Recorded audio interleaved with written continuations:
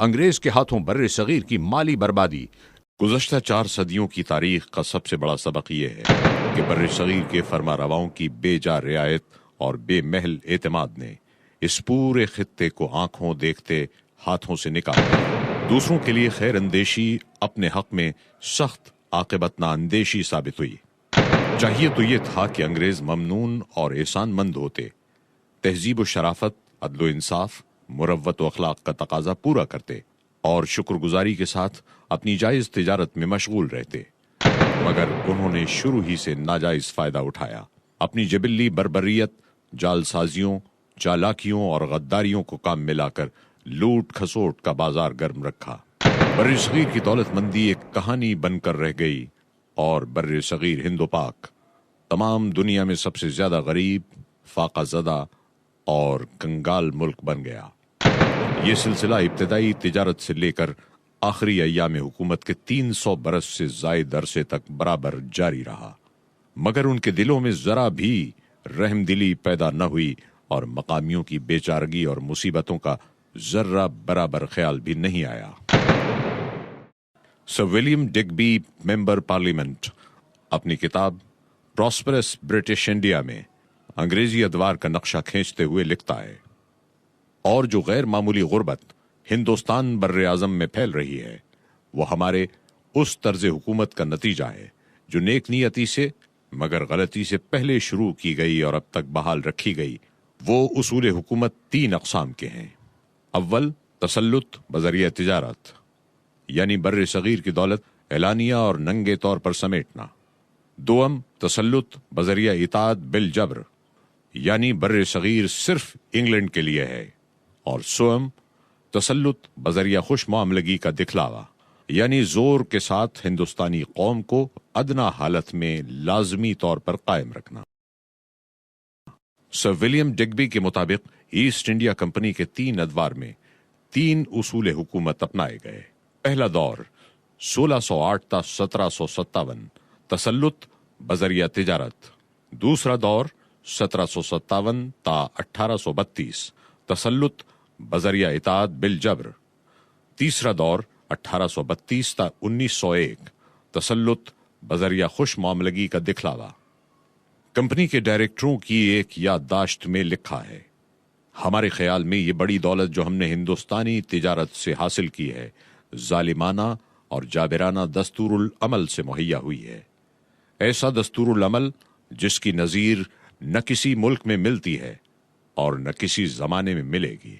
وہ کمپنی جس کا ابتدائی سرمایہ 1601 عیسوی میں کل 30,000 پاؤنڈ تھا، جو لندن کے 100 تاجروں نے مل کر اکٹھا کیا تھا، تقریباً 60 برس تجارت کے بعد اس قدر دولت مند ہو جاتی ہے کہ وہ شاہ انگلستان کو 3 تا 4 لاکھ پاؤنڈ نذرانہ پیش کرتی ہے۔ اس سے پتہ چلتا ہے کہ اس عجیب و غریب تجارت سے اس نے خدا جانے کتنے کروڑ پاؤنڈ حاصل کر لیے ہوں گے۔ حالانکہ اس زمانے میں اسے ہالینڈ، ڈچ، فرانسیسیوں، پرتگیزوں اور جرمنوں سے بھی مقابلہ کرنا پڑا۔ کمپنی جرائم پیشہ، ڈاکو، قاتل، چور، جالساز، بدماش اور غیر شریف لوگوں کو ملازم رکھتی جو جابرانہ لوٹ کھسوٹ کر سکیں۔ جب حکومت انگلستان نے کمپنی کو سر ایڈورڈ مائیکل بوردن کو بھرتی کرنے کے لیے کہا تو ایک عجیب ریزولوشن کی نقل بھیجی گئی جس کا مطلب یہ تھا، کسی ذمہ داری کے کام پر جنٹلمین کو نہ رکھا جائے اور گورنمنٹ سے درخواست کی جائے کہ ہمیں اپنے کاروبار کے لیے اپنے ہی قسم کے لوگوں کا انتخاب کرنے کی چھوٹ دی جائے۔ کہیں ایسا نہ ہو کہ شرفا کو نوکر رکھنے سے کمپنی کے عوام الناس حصے دار شبہ میں پڑ کر روپیہ واپس لینے لگیں۔ کمپنی کی تنخواہیں بہت کم تھیں۔ ان تنخواہوں پر بھلے مانس اور شریف لوگوں کی بجائے نکمے، شریر اور جرائم پیشہ لوگ جن کو انگلینڈ میں روٹی ملنا مشکل تھی وہ ہندوستان کے لیے ٹوٹ پڑے اور یہاں ہر طریقے سے روپیہ بنانے کے لیے ہر قسم کے مظالم اور وحشیانہ کارروائیاں بے تحاشا جاری کی۔ نواب کرناٹک نے کمپنی ڈائریکٹرز کو لکھا، آپ کے نوکروں کا کوئی کاروبار تو ہے نہیں، نہ آپ انہیں معقول تنخواہ دیتے ہیں، پھر بھی چند ہی سال میں وہ کئی لاکھ اشرفیاں کما کر واپس جاتے ہیں۔ اتنی قلیل مدت میں بغیر کسی ظاہری ذرائع کے یہ بے حساب کمائی کہاں سے آتی ہے؟ ہم اور آپ دونوں سمجھ سکتے ہیں۔ وارن ہیسٹنگز نے لکھا، ہندوستان میں انگریز جرائم کرتے ہیں، جرائم کے جواز کے لیے انگریز ہونا کافی ہے، اور اس کو سزا کا خیال تک نہیں آ سکتا۔ ان کے روپیہ کمانے کے مختلف طریقے تھے، ان میں ایک قرضہ دینا بھی تھا، مگر جس نوعیت کے یہ قرض ہوتے تھے ان کی نظیر دنیا میں ملنا مشکل ہے۔ مسٹر برک نے ایک قرضے کے متعلق لکھا، نواب کرناٹک کو روپے کی ضرورت پیش آئی۔ انگریزی حکومت نے چند ساہوکاروں مسٹر ٹیلر، مسٹر میچنڈی اور مسٹر کال کو آمادہ کیا کہ نواب کو 4 لاکھ اشرفیاں یعنی پیکوڈا قرض دیں۔ یہ راضی تو ہو گئے، مگر اس شرط پر کہ مدراس کی انگریزی حکومت نواب کی ضمانت دے، اور طے پایا کہ چند اضلاع قرض خواہوں کے سپرد کر دیے جائیں جن کی مالگزاری سے وہ اپنا سود وصول کرتے رہیں۔ معاہدہ ہو گیا۔ نواب نے اعلان کر دیا کہ فوجیوں کی تنخواہیں بقایا جات کے ساتھ فوراً ادا کر دی جائیں گی، مگر ان ساہوکاروں کی طرف سے قرضے کا روپیہ نہ آیا۔ تقاضا کرنے پر کہا گیا کہ نقد اس وقت موجود نہیں، 4 ماہ تک ادا کریں گے۔ سر دست ہم آپ کو رقعہ لکھ دیتے ہیں کہ اس میعاد کے اندر روپیہ دے دیں گے۔ نواب نے افسروں کو بلا کر حال بتایا اور کہا کہ فوجیوں کو سمجھا بجھا کر مطمئن کر دو کہ 4 مہینے بعد تنخواہ مل جائے گی، مگر 4 مہینے کی بجائے پورے 2 سال گزر گئے۔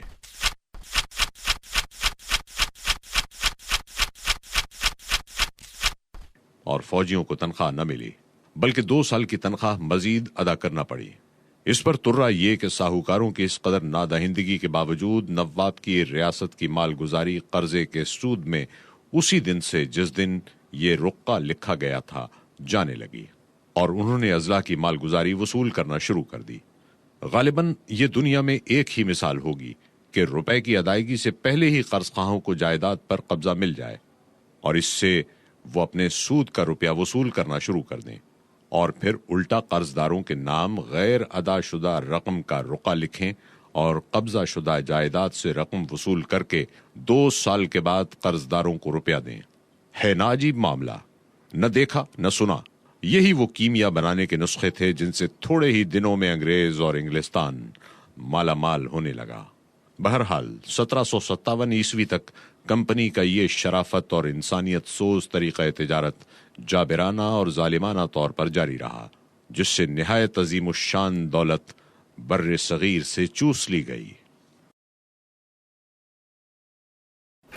1757 عیسوی سے دوسرا دور شروع ہوتا ہے، جس کی ابتدا جنگ بنگال یعنی نواب سراج الدولہ کی پلاسی کی لڑائی سے ہوئی ہے۔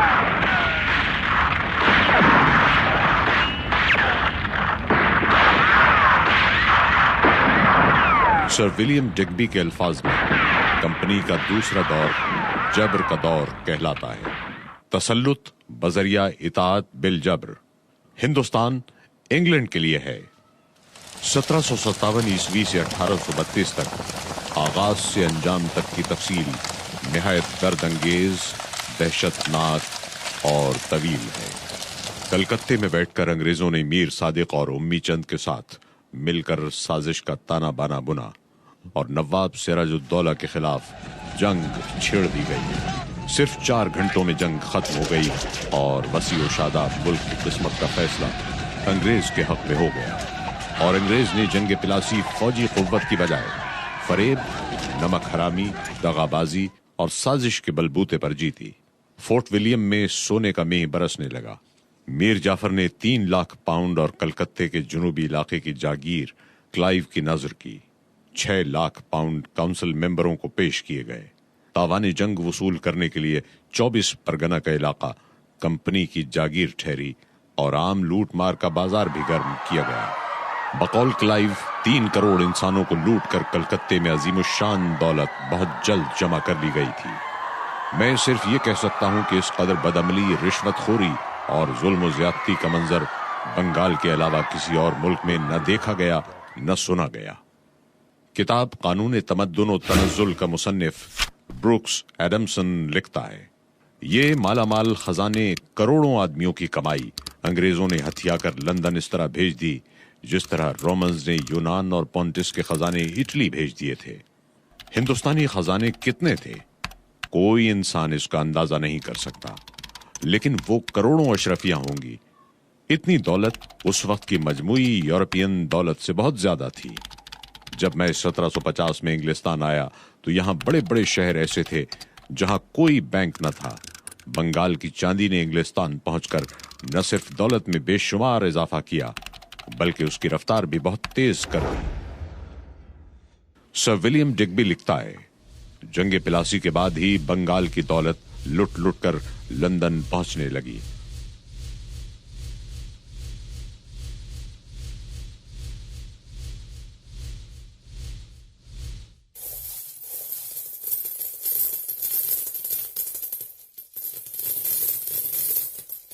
بقول بینز لنکا شائر میں سوت کاتنے کے سادہ چرخے تھے۔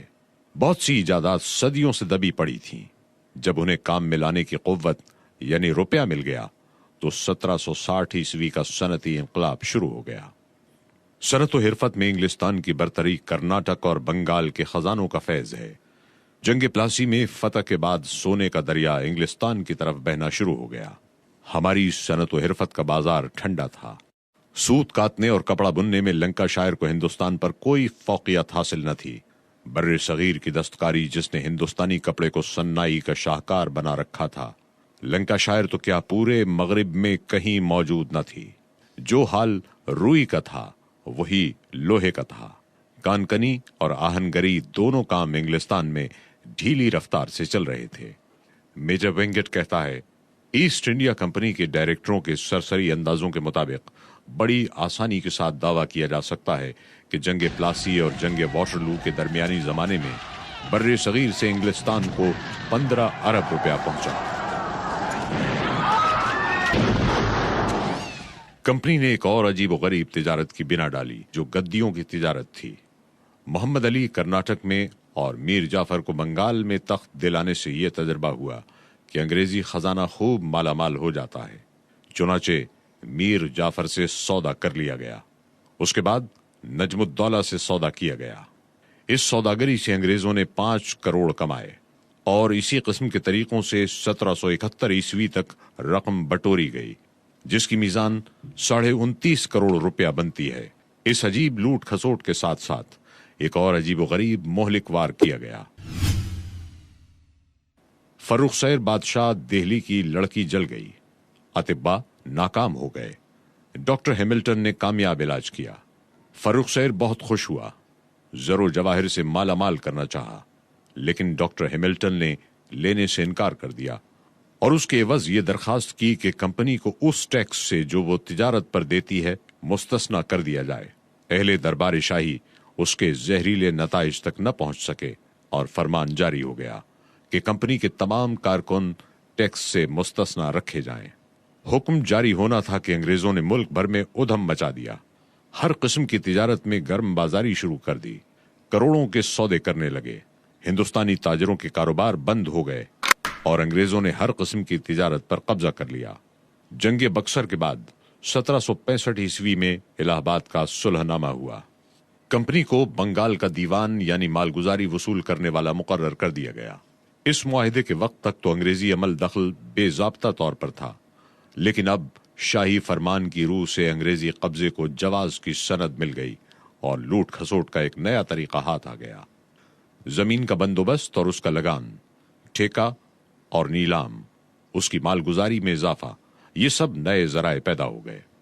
دیوانی ملتے ہی لگان میں 90% کا اضافہ کر کے کاشتکاروں کو تباہ حال کر دیا گیا اور کمپنی کی یہاں سونے کی بارش ہونے لگی۔